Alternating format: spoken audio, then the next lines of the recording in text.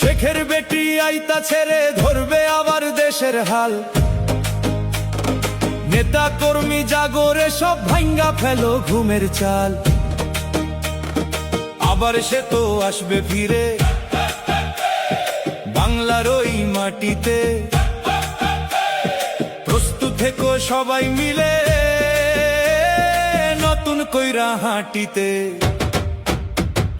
স্বামীকেই দূরে থাকা